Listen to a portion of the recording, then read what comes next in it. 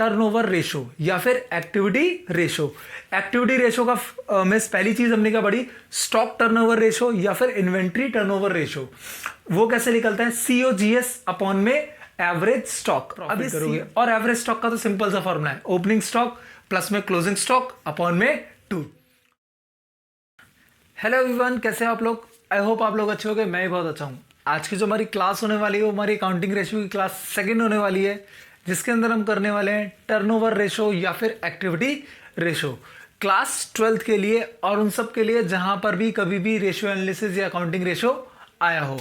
तो चलिए आज की क्लास स्टार्ट करते हैं। My name is Arjun Singh, I have an experience in teaching more than 9 years और आप देख रहे हैं ASB कॉन्सेप्ट लर्निंग। तो हमारे टॉपिक का नाम है अकाउंटिंग रेशो, जिसकी आज हम सेकंड क्लास ले रहे हैं, जिसके अंदर हम पढ़ेंगे टर्नओवर रेशो या फिर एक्टिविटी रेशो के बारे में। इससे पहले हमने अकाउंटिंग रेशो की फर्स्ट क्लास अपलोड कर दी है, जिसके अंदर हमने क्या पढ़ा हुआ है, अकाउंटिंग रेशो का पहला पार्ट लिक्विड रेशो। उसके अंदर हमने दो टाइप पढ़े हुए हैं, करंट रेशो और हमारा क्विक रेशो। जिसने वो क्लास नहीं देखी है, मैं लिंक आई बटन और डिस्क्रिप्शन में दे दूंगा, वहां से चेक कर लेना। तो चलो आज हम स्टार्ट करते हैं अपनी सेकंड रेशो, जिसका नाम क्या है, टर्नओवर रेशो और एक्टिविटी रेशो। ये पेपर के लिए बहुत ज़्यादा इंपॉर्टेंट है, ये पहली वाली से भी ज़्यादा इंपॉर्टेंट है, जिसमें मैंने पहली क्लास में क्या बोला था, लिक्विड रेशो से यानी करंट रेशो और क्विक रेशो से क्वेश्चन आता ही, आपके एग्जाम में आ ही जाता है, ठीक है। देन अगर क्वेश्चन सबसे ज़्यादा बनता है वो किससे बनता है, इससे। क्या नाम है, टर्नओवर या एक्टिविटी रेशो। इसमें आंसर हमेशा किस में लिख लेगा, आपका टाइम्स में लिख लेगा। देखो मैं डेफिनेशन नहीं बता रहा हूं क्योंकि ये एंड चल रहा है, आपके एग्जाम बहुत नजदीक है। हम डायरेक्टली क्या करेंगे, कॉन्सेप्ट समझेंगे, फॉर्मूले समझेंगे एंड देन क्वेश्चन प्रैक्टिस करेंगे। तो हमारा एक्टिविटी या टर्नओवर रेशो आता है, ये 4 टाइप्स के बारे में डिवाइड करता है। कितनी टाइप्स में डिवाइड करता है, 4 पार्ट्स में डिवाइड करा हुआ है। पहला क्या होता है, स्टॉक टर्नओवर रेशो या फिर इन्वेंट्री टर्नओवर रेशो, STR भी बोलते हैं इसे शॉर्ट फॉर्म में। दूसरा क्या है, डेटर टर्नओवर रेशो, जिसे DTR बोलते हैं आपका। और थर्ड क्या होता है, CTR, जिसे क्या बोलते हैं, क्रेडिट टर्नओवर रेशो। और last working capital turnover ratio, जो पेपर में बहुत ही कम आता है, पर इसका मतलब ये नहीं है कि हमें देखना नहीं है। मतलब सबसे ज्यादा पेपर में अगर मैं बोलूँ क्या पूछा जाता है, आपका स्टॉक टर्नओवर रेशो को मैं 2 स्टार दूंगा, डेटर टर्नओवर को 2 स्टार दूंगा, इसको 1 स्टार दूंगा, इसे मैं स्टार नहीं दूंगा। मतलब इसको देखना है, प्रैक्टिस करनी है, बस ऊपर से देख लेना चल जाएगा, ठीक है। तो चलो हम अपना पहला रेशो स्टार्ट करते हैं, जिसका नाम क्या है, स्टॉक टर्नओवर रेशो, STR।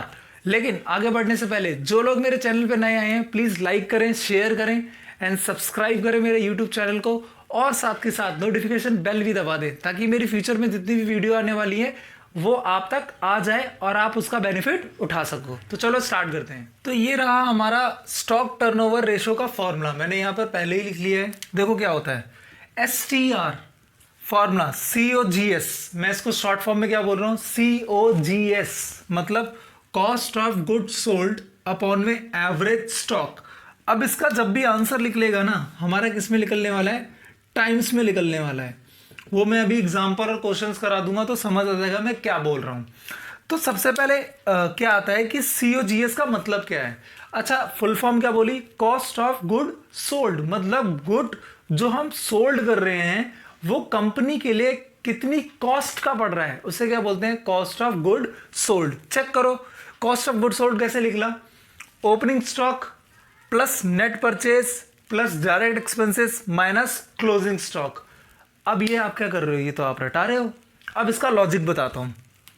सब ने 11th क्लास के अंदर ट्रेडिंग अकाउंट पढ़ा है, क्या पढ़ा है, ट्रेडिंग अकाउंट। यहां मेरा ट्रेडिंग अकाउंट बनता था ऐसे करके, T शेप में बना रहा हूं। यहां क्या आता था, ओपनिंग स्टॉक, फिर क्या आता था, परचेज माइनस परचेज रिटर्न, और यहां क्या आता था, बाय सेल्स, और यहां क्या आता था, क्लोजिंग स्टॉक, और यहां पर क्या आता था मेरा, GP। इसी से बना है मेरा COGS का फॉर्मूला। चेक करो, मैंने क्या बोला, opening stock, opening stock. Net purchase का यहां मतलब क्या है, नेट परचेज का मतलब है यहां पर कि मैं परचेज में से क्या माइनस कर रहा हूं, परचेज रिटर्न माइनस कर रहा हूं। इसलिए मैंने यहां पर डायरेक्टली क्या लिख दिया, नेट परचेज लिख दिया। अगर क्वेश्चन में नेट परचेज मतलब परचेज रिटर्न नहीं गिवन है तो वहां पर डायरेक्टली क्या आएगा, परचेज आ जाएगा। अब देखो डायरेक्ट एक्सपेंसेस, यहां पर डायरेक्ट एक्सपेंसेस आते थे।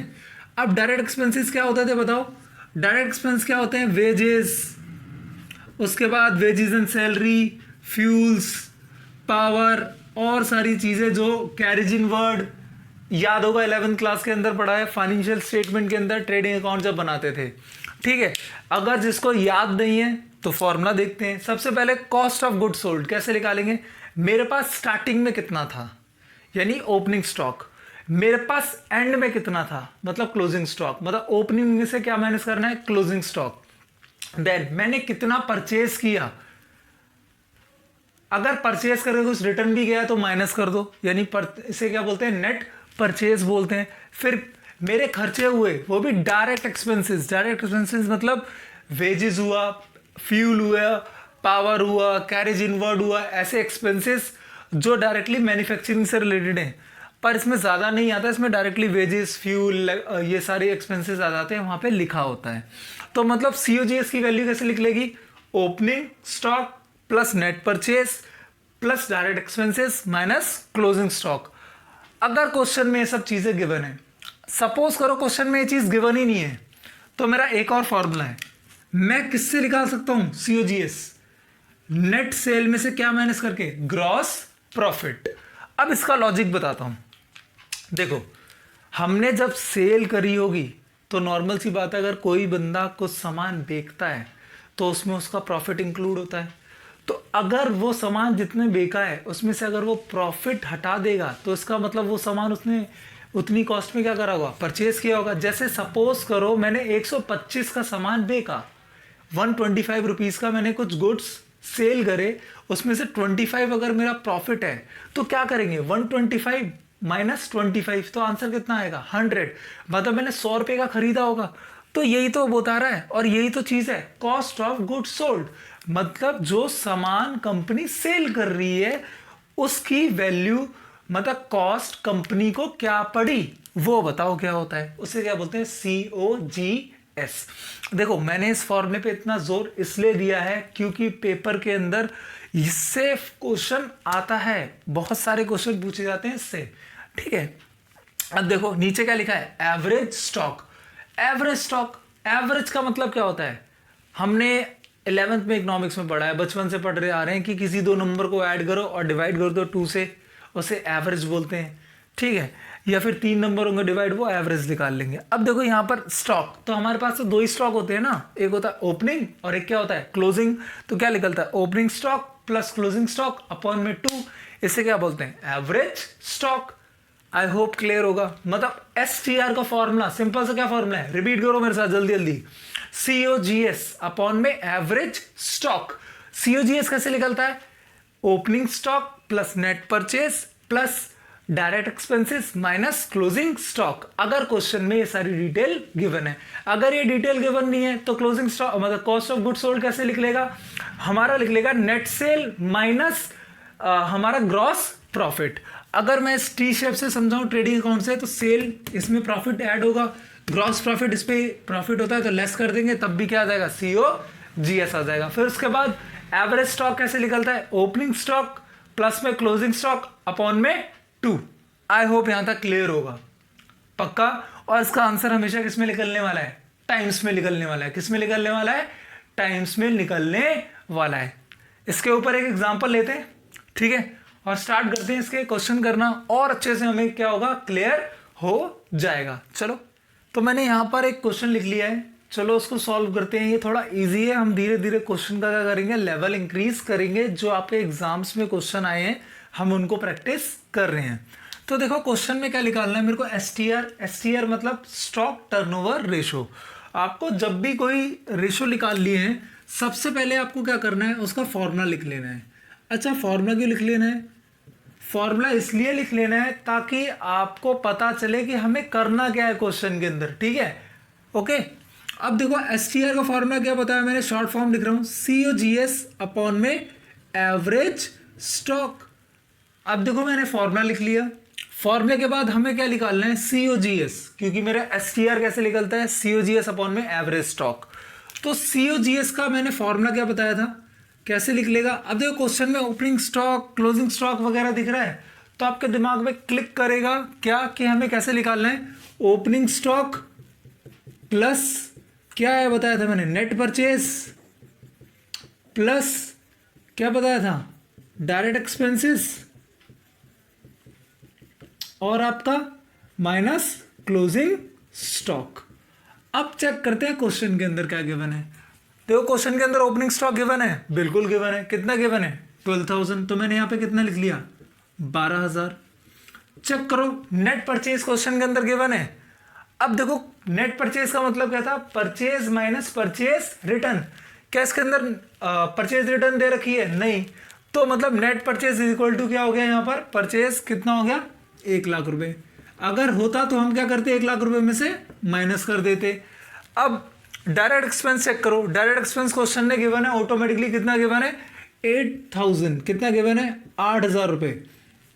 अब ध्यान देना, इसमें हमारा ये हो गया, ये हो गया, ये हो गया। क्लोजिंग स्टॉक लास्ट में हमारा कितना दे रखा है? -12,000। अब क्वेश्चन के अंदर इंटरेस्ट पेड रह गया। ये हमने ना प्लस किया ना माइनस किया। क्यों नहीं किया बताओ? क्योंकि इंटरेस्ट पेड ये डायरेक्ट एक्सपेंस नहीं होता, ये क्या होता है? इनडायरेक्ट एक्सपेंस होता है, जो हमारा प्रॉफिट और लॉस अकाउंट में जाता है। 11th क्लास याद करो, सबने करा होगा।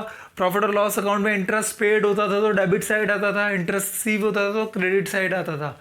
आई होप याद आया होगा। तो इसलिए हमारे इंटरेस्ट पेड का यहाँ कोई लेना देना नहीं है, क्योंकि हमारा COGS के अंदर सिर्फ क्या आता है? डायरेक्ट एक्सपेंस के बारे में बात करता है, तो सिर्फ क्या आएगा? डायरेक्ट एक्सपेंस आएगा। ओके, अब यहां पर आ गया COGS। तो COGS कैसे निकाला? इसका टोटल 1,00,000 प्लस 12,000 कितना हो गया? 1,12,000। 1,12,000 प्लस 8 1,20,000 माइनस 12 कितना आ गया? 1,08,000। अब हमारा क्या निकल गया? हमारा निकल गया COGS 1,08,000 या 1,08,000 आ गया। अब हमें क्या करना है? Average stock. तो एवरेज स्टॉक कैसे निकलता है? क्या फॉर्मूला बताया था? याद करो। ओपनिंग स्टॉक प्लस में क्लोजिंग स्टॉक अपॉन में 2। ओपनिंग कितना दे रखा है? 12,000। क्लोजिंग कितना दे रखा है? 12,000। कितना हो गया? 12,000 प्लस 12,000 अपॉन में 2। कितना आंसर आएगा? 12,000। 12 हो गया। अब ये 12 के टेबल में जाता है 9 टाइम्स। अब देखो ये हुआ।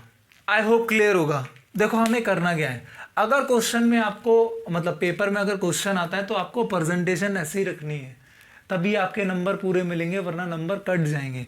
आपको बताना है कि COGS कैसे आया, आपको बताना है एवरेज स्टॉक कैसे आया, और सबसे इंपॉर्टेंट बात, अगर आपने टाइम्स नहीं लिखा ना तब भी टीचर आपका आधे से 1 मार्क्स कट कर सकता है।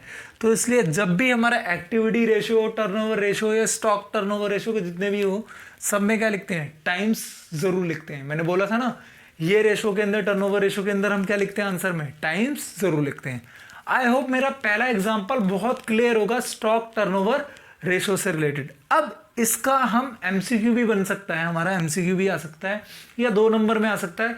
जो हमारा 3 से 4 नंबर में आता है हम वो क्वेश्चन करने वाले हैं अब STR के। ठीक है, चलो स्टार्ट करते हैं हम सेकंड क्वेश्चन।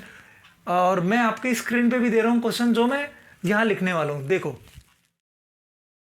तो देखो ऐसे क्वेश्चन आपके एग्जाम में ज्यादातर आते हैं स्टॉक टर्नओवर रेशियो से, तो ये बहुत ज्यादा इंपॉर्टेंट है। मैं आहिस्ता आहिस्ता हौले वाले चलूंगा ताकि आपको हर चीज क्या हो, बहुत अच्छे से क्या हो, क्लियर हो जाए। तो चलो स्टार्ट करते हैं। देखो again, calculate inventory turnover ratio, यानी अगर मैं सिंपल टर्म में बोलूं तो STR निकालना है मेरे को, जिसमें STR में देखो क्या लिखा हुआ है? Revenue from operation. अगर क्वेश्चन में लिखा है रेवेन्यू फ्रॉम ऑपरेशन, इसका मतलब क्वेश्चन के अंदर क्या दे रखा है? सेल्स दे रखी है। समझ आया? सेल्स लिखा है वो तो डायरेक्टली पता ही है, लेकिन अगर लिखा हुआ है रेवेन्यू फ्रॉम ऑपरेशन तो इसका मतलब क्या लिखा हुआ है? सेल्स है। और सेल्स कितनी दे रखी है क्वेश्चन के अंदर? 2 lakh rupees. Then gross profit दे रखा है 25%। ये जरूर देखना है ग्रॉस प्रॉफिट के अंदर कि वो जितना भी परसेंट दे रखा है वो कॉस्ट पर है या फिर सेल्स पर है। 2 ही चीजें होंगी, या तो कॉस्ट होगा या तो सेल्स होगा। ठीक है, देन उसके बाद तीसरी लाइन क्या लिखा है? Inventory at the beginning is 1/3 of the inventory at the end. मतलब क्या बोला है, जो स्टार्टिंग की इन्वेंट्री है यानी ओपनिंग जो स्टॉक है वो क्लोजिंग स्टॉक का 1/3 है, ठीक है। और क्लोजिंग स्टॉक कैसे लिख लेगा, वो मेरा 30% ऑफ सेल्स है। ओके, सिंपल सिंपल, समझ आ गया, बिल्कुल क्लियर। ये आता है पेपर में। तो देखो सबसे पहले हम क्या लिखेंगे, स्टॉक टर्नओवर रेशो। यहाँ लिख लेता हूँ आंसर कैसे लिखेगा। सबसे क्या पहले क्या लिखेंगे हम, जो भी मैंने बताया था कि जब भी जो रेशो निकालनी है सबसे पहले आपको उसका फॉर्मूला लिखना है। क्या लिखा हमने, क्या होता है फॉर्मूला, COGS अपॉन में एवरेज स्टॉक। अब सोचो क्या इसमें COGS का ये फॉर्मूला लग सकता है, opening stock plus purchase minus closing stock plus direct expenses? नहीं लग सकता। क्यों नहीं लग सकता, क्यों, क्योंकि इसके अंदर ना तो ओपनिंग गिवन है, ना तो क्लोजिंग गिवन है, ना ही परचेज गिवन है, कुछ गिवन ही नहीं है। हाँ, इसमें एक चीज गिवन है, ग्रॉस प्रॉफिट। तो मैंने COGS का दूसरा फॉर्मूला बताया था, देखो जिसको याद नहीं है वो फटाक से रिवीजन कर लो मेरे पीछे जाके, या फिर जिसने लिख रहा है जो साथ में, देखो क्या बताया था मैंने बताया था सेल्स में से अगर प्रॉफिट माइनस कर दूंगा तो क्या आ जाएगा, कॉस्ट ऑफ गुड सोल्ड आ जाएगा। और एवरेज स्टॉक तो तभी लिख लेगा जब मेरे पास क्या होगा, ओपनिंग स्टॉक भी होगा और क्लोजिंग स्टॉक, जो मेरे क्वेश्चन में क्या है, मिसिंग है। तो ऐसे क्वेश्चंस को कैसे सॉल्व करना है, देखो सबसे पहले जो बोला हुआ है क्वेश्चन में, यहां लिख लेते हैं वेयर, मेरा बोला है 30% ऑफ सेल, क्या है मेरा, क्लोजिंग इन्वेंट्री। तो मैं लिख लेता हूं क्लोजिंग स्टॉक या फिर क्लोजिंग इन्वेंट्री, जो जिसको जैसा अच्छा लगता है वैसा लिख सकता है, ठीक है। क्लोजिंग इन्वेंट्री क्या लिखा है, 30% ऑफ सेल। तो सेल कितने दे रखी है क्वेश्चन के अंदर, 2 लाख रुपीज। तो क्या लिखा, 30 इंटू में 2 लाख रुपीज, कितना आ गया सेल, और मतलब क्लोजिंग स्टॉक कितना आ गया आपका, 60,000 आ गया। मेरा क्लोजिंग स्टॉक आ गया। जब मेरा क्लोजिंग स्टॉक आ गया तो बताओ क्या मैं ओपनिंग स्टॉक निकाल सकता हूं, बिल्कुल निकाल सकता हूं। क्यों नहीं निकाल सकता, क्वेश्चन में बोला हुआ है कि जो ओपनिंग स्टॉक है वो यानी क्या है, इन्वेंट्री एट द बिगनिंग, यानी ओपनिंग स्टॉक है is 1/3 of the inventory at the end, यानी क्या है 1/3, यानी कितना 1/3, कितना क्लोजिंग स्टॉक का, 60 इंटू 60,000, कितना हो गया 20,000 आ गया। ओपनिंग भी आ गया, क्लोजिंग भी आ गया, क्या मेरा एवरेज निकल जाएगा। देखो एक चीज मैंने निकाल ली, क्या निकाल ली, एवरेज स्टॉक। एवरेज स्टॉक निकाल लिया, क्या होगा 60,000 प्लस में 20,000 अपॉन में 2, कितना आ गया 60 प्लस 20 80 डिवाइड में 2 यानी 40,000। अब देखो क्या हुआ, मेरा एवरेज स्टॉक तो आ गया, कितना आ गया मेरा एवरेज स्टॉक आ गया 40,000। अब मेन क्वेश्चन है क्या है, कॉस्ट ऑफ गुड्स सोल्ड निकालना। तो इसके लिए मैं ध्यान से देखना यहाँ पे क्या बोलने वाला हूँ। क्वेश्चन में मैंने बोला ग्रॉस प्रॉफिट में सबसे पहले देखना है कि जो भी परसेंट गिवन है, कुछ भी, मैं ये नहीं बोल रहा कि परसेंटेज से मतलब नहीं है, यहां देखना है कि ये कॉस्ट पर है या सेल्स पर है। देखो दोनों में डिफरेंस क्या है। अगर मेरे को ग्रॉस प्रॉफिट निकालना है, मैंने क्या बोला, अगर COGS निकालना है तो क्या करना पड़ेगा, सेल्स में से ग्रॉस प्रॉफिट माइनस करना पड़ेगा। अब मेरे को मतलब जो बेचा है उसमें से मैं अगर प्रॉफिट माइनस कर दूंगा तो मेरा आंसर निकल जाएगा। अब देखो गलती क्या होती है पेपर के अंदर, ध्यान देना यहाँ पर, बिल्कुल फोकस यहीं पर होना चाहिए। अब देखो क्या हुआ, सेल्स तो मेरी क्वेश्चन के अंदर पता है मुझे कितनी है, 2 लाख रुपीस, ठीक है। और मेन चीज क्या है, इसमें से मेरे को क्या माइनस करना है, ग्रॉस प्रॉफिट। अब गलती क्या होती है, क्यों मैं इतना फोकस कर रहा हूँ ये कॉस्ट कॉस्ट कॉस्ट पर, लोग गलती क्या करते हैं, ग्रॉस प्रॉफिट निकालेंगे जिसे मैं GP बोल रहा हूँ, डायरेक्टली क्या कर देंगे 2 लाख रुपीस पे कितना परसेंट निकाल देते हैं, 25%, यानी कितना निकल गया ये आपका 50,000 रुपये। और ये क्या होता है, गलत। क्या होता है ये, गलत। क्यों, अगर यहाँ पर क्या लिखा होता, सेल्स, क्या लिखा होता है यहाँ पर, सेल्स लिखा होता तो ये बिल्कुल ठीक था। देखो क्या डाउट क्या हुआ एकदम, मैंने क्या बोला, अगर क्वेश्चन के अंदर क्या लिखा होता है यहाँ पे कॉस्ट की जगह सेल्स, तो बिल्कुल ठीक होता। लेकिन यहाँ पर क्या लिखा है, कॉस्ट। तो बहुत ध्यान देना है कि मेरा सेल्स दे रखा है तो यहाँ पे सेल्स होगा तभी निकलेगा, अगर यहाँ पे कॉस्ट दे रखा है सेल्स होगा तो डायरेक्टली मैं मल्टीप्लाई नहीं कर सकता। तो इसके लिए करेंगे क्या, इसके लिए हम करेंगे, ध्यान दो यहाँ पर, इसके लिए हम करने वाले हैं सबसे पहले जीपी लिखेंगे, ठीक है। जब जीपी लिख देंगे हम सबसे पहले देखो क्या होगा, क्या लिखेंगे 2 लाख रुपीस इंटू 25% 100 प्लस, अब देखो अगर कॉस्ट है, ठीक है, तो सेल्स पे जाना है, तो मतलब कॉस्ट है तो कहाँ जाना है, सेल्स पर, तो जितनी परसेंटेज ऊपर लिखी है उतना क्या लिख दो नीचे। पक्का समझ आया क्या बोला मैंने? देखो मैंने क्या बोला, कॉस्ट है, कॉस्ट पे कहाँ जाना है, सेल्स पर, तो क्या लिखना है 25, 25 अपॉन में 100, तो कितना परसेंट दे रखा है 25, तो नीचे क्या लिख दिया 25। अगर ये 15% होता तो मैं कितना लिखता 15 अपॉन में 100 प्लस में 15, जब ये कॉस्ट पर है, ठीक है, क्योंकि मेरे को कॉस्ट से कहाँ जाना है, सेल्स पर, क्योंकि इस सेल्स के अंदर क्या है, मेरा प्रॉफिट इंक्लूड है, तो प्रॉफिट इंक्लूड है तो इसलिए ऊपर वाला परसेंटेज हम क्या कर रहे हैं, नीचे लगा रहे हैं। अगर यहाँ पर सेल्स होता तो मैं डायरेक्टली 2 लाख रुपए में 25 इंटू कर देता 25% और डायरेक्टली आंसर आ जाता। आई होप यहाँ पर क्लियर होगा। अब देखो क्या हुआ, कितना होगा ये मेरा होगा 2 लाख रुपीस और इंटू 25 अपॉन में 125, ये होता है 1/5, तो कट गया आंसर, कितना प्रॉफिट कितना आ गया 40,000। अब देखो सेल्स मेरी कितनी है 2 लाख, मेरा प्रॉफिट कितना निकला है 40,000, तो बताओ COGS कितना होगा। COGS मेरा बताया था सेल्स माइनस, जिसे मैंने नेट सेल बोला था, GP, तो कितना होगा, सेल्स कितना है 2 लाख रुपीस माइनस 40,000 और कितना आंसर आ जाएगा 1,60,000। यहाँ पर कितना हो जाएगा 1,60,000, 40,000 से डिवाइड कर देंगे यानी 4 टाइम्स इसका आंसर आ जाएगा। आई होप मेरा सेकंड क्वेश्चन STR के ऊपर क्लियर होगा। अगर जिसको क्लियर नहीं है वो पीछे बार बार करके देख ले, क्लियर हो जाएगा, और ये एग्जाम में क्वेश्चन बनता है तो ध्यान से देख लेना क्या कर रहा हूँ। इसी के टाइप का दूसरा क्वेश्चन कराता हूँ आपको जो एग्जाम में, नेक्स्ट क्वेश्चन जो आपके एग्जाम में आ सकता है वो मैंने यहाँ पर लिख दिया है। देखो अब की बार क्वेश्चन में मैंने थोड़ा ट्विस्ट किया है, ये आपके एग्जाम्स में आ रखे हैं काफ़ी बार, तो मैं वैसे ही क्वेश्चन आपको करा रहा हूँ। देखो क्या हुआ, ओपनिंग स्टॉक, क्लोजिंग स्टॉक।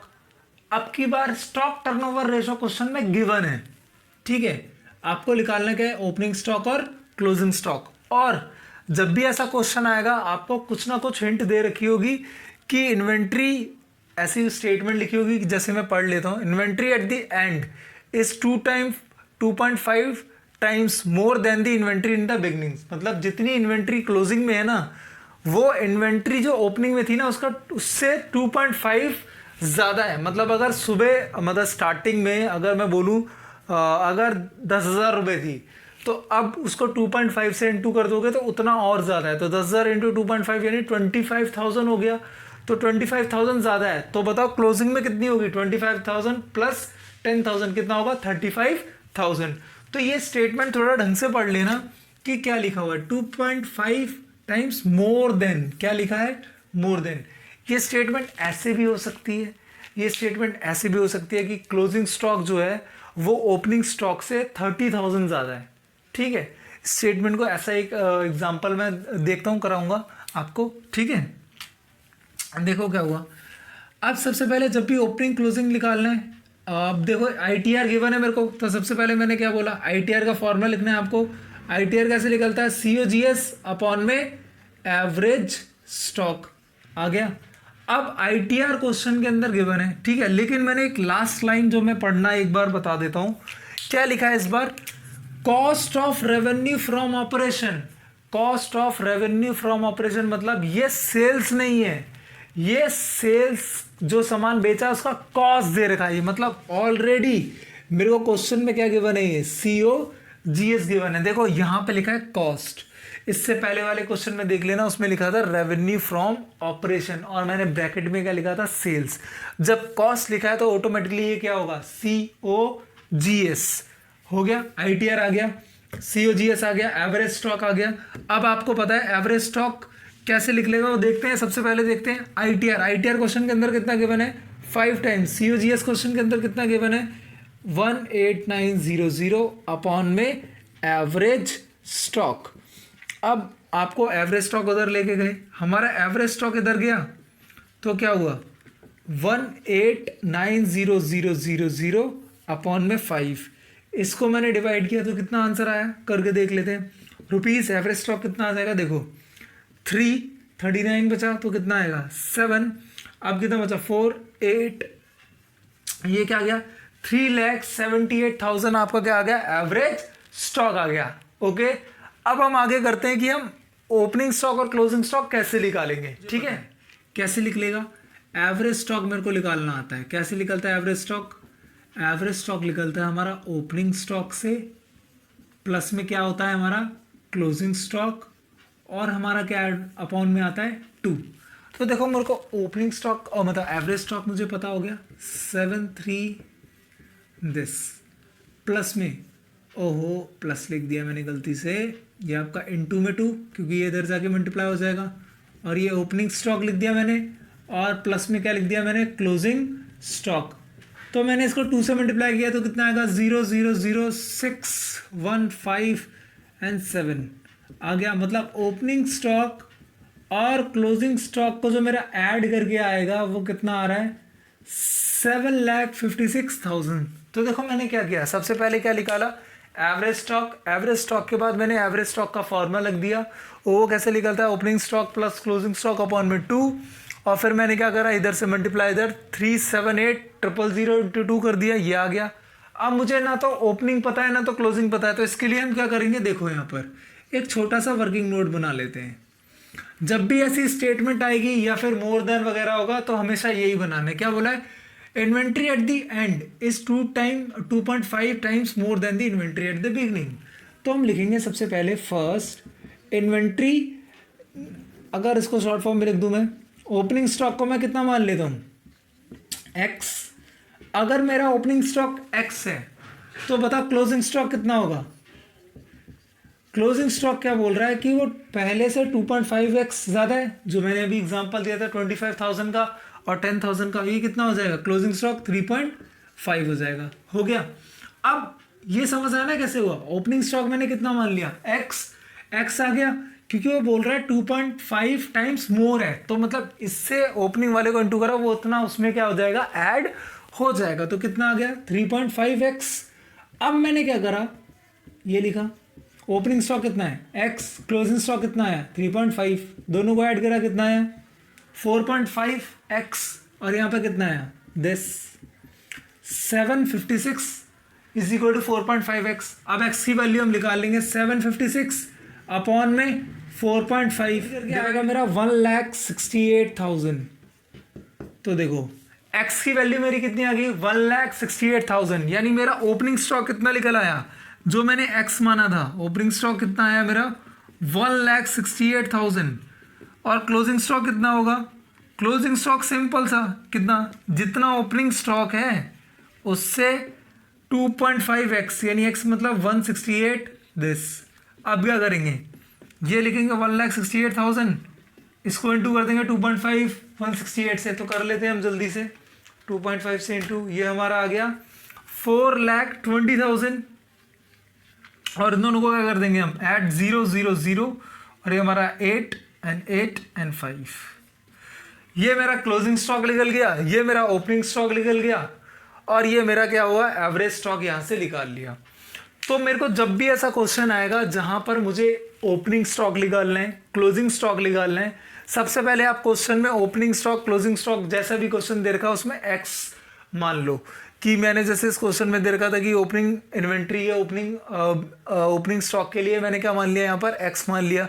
अब ये क्वेश्चन ओपनिंग स्टॉक अगर पहले होता क्लोजिंग स्टॉक बाद में होता तो उसके अकॉर्डिंग x मानते, ठीक है। तो मैंने बोला ओपनिंग स्टॉक x मान लिया, जिसका मल्टीप्लाई है तो क्लोजिंग स्टॉक मेरा क्या होगा x प्लस 2.5x। अब मैंने एवरेज स्टॉक यहाँ से निकाला, एवरेज स्टॉक का फॉर्मूला क्या था opening stock plus closing stock upon में 2। मैंने एवरेज स्टॉक रखा, यहाँ पे ओपनिंग प्लस क्लोजिंग करा, और यहाँ से मैंने क्या करा x की वैल्यू निकाली। जब मेरी x की वैल्यू आ गई तो ओपनिंग स्टॉक, और ये मेरा क्या हो गया क्लोजिंग स्टॉक हो गया। आई होप मैंने 3 क्वेश्चन कराए हैं आपको स्टॉक टर्नओवर रेशो के ऊपर, और बिल्कुल क्लियर होंगे, ठीक है। बाकी की क्लास हम जो रेशो रह गए वो आगे आने वाली क्लासेस में कर दूंगा, क्योंकि आई होप मेरे को लग रहा है क्लास बहुत ज़्यादा लंबी हो जाएगी अगर मैंने सेकंड रेशो उठा लिया तो, ठीक है। तो आज की क्लास फिनिश करते हैं, लेकिन आज की क्लास फिनिश करने से पहले हमने सिर्फ एक फॉर्मूला पढ़ा, उसको रिवाइज कर लेते हैं। तो आज हमने पढ़ा, क्या पढ़ा हमने आज, आज हमने पढ़ा टर्नओवर रेशो या फिर एक्टिविटी रेशो। एक्टिविटी रेशो का मिस पहली चीज हमने क्या पढ़ी, स्टॉक टर्नओवर रेशो या फिर इन्वेंट्री टर्नओवर रेशो। वो कैसे निकलता है, सीओजीएस अपॉन में एवरेज स्टॉक। अब ये सीओजीएस कैसे निकलता है, सीओजीएस मतलब कॉस्ट ऑफ गुड सोल्ड। वो कैसे निकलता है आपका, ओपनिंग स्टॉक प्लस में नेट परचेज प्लस में direct expenses minus closing stock. एक तरीका ये है, लेकिन अगर क्वेश्चन के अंदर मेरा क्या गिवन है, ग्रॉस प्रॉफिट गिवन है। क्या गिवन है आपका, ग्रॉस प्रॉफिट गिवन है। तो आप कैसे निकालोगे, नेट सेल माइनस क्या करोगे, ग्रॉस प्रॉफिट करोगे। और एवरेज स्टॉक का तो सिंपल सा फॉर्मूला है, ओपनिंग स्टॉक प्लस में क्लोजिंग स्टॉक अपॉन में 2। आई होप आपको क्लास अच्छी लगी होगी। अगर अच्छी लगी है तो प्लीज़ लाइक करें, शेयर करें और सब्सक्राइब करें मेरे यूट्यूब चैनल को। Thank you for watching the channel. Bye.